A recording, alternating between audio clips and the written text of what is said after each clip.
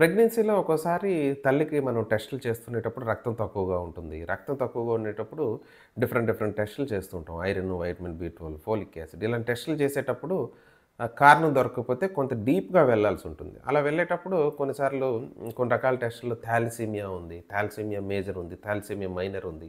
ఇలాంటివి దొరుకుతుంటాయి. సో, ఎప్పుడైనా thalassaemia major అనేది చిన్నప్పటి నుంచి బయటపడుతుంది. కానీ సడెన్‌గా ఒక్కోసారి టెస్టుల్లో ప్రాబ్లమ్ ఏమీ లేకుండా కూడా థాలసీమియా మైనర్ బయటపడొచ్చు. సో, థాలసీమియా మైనర్ అనేది మనం ప్రెగ్నెంట్ లేడీస్‌లో కనిపెట్టేటప్పుడు అంతగా భయపడాల్సిన అవసరం లేదు. ఎందుకంటే ఇదంత ప్రమాదకరమైన ప్రాబ్లమ్ కాదు. రక్తం కూడా అరౌండ్ 9, 10, 11 మధ్యలో ఉంటే సరిపోతుంది. సో, థాలసీమియా మైనర్ ఉన్న వాళ్ళలో ప్రెగ్నెన్సీ వచ్చినా కూడా పెద్ద ప్రాబ్లమ్స్ ఏం రావు. వాళ్ళు రొటీన్‌గా సప్లిమెంట్స్, ఫోలిక్ యాసిడ్ సప్లిమెంట్సు, అవసరమైతే ఐరన్ సప్లిమెంట్సు ఇలాంటివి తీసుకొని ఆహ్, హిమోగ్లోబిన్ 10 దగ్గర మెయింటైన్ చేసుకుంటే సరిపోతుంది.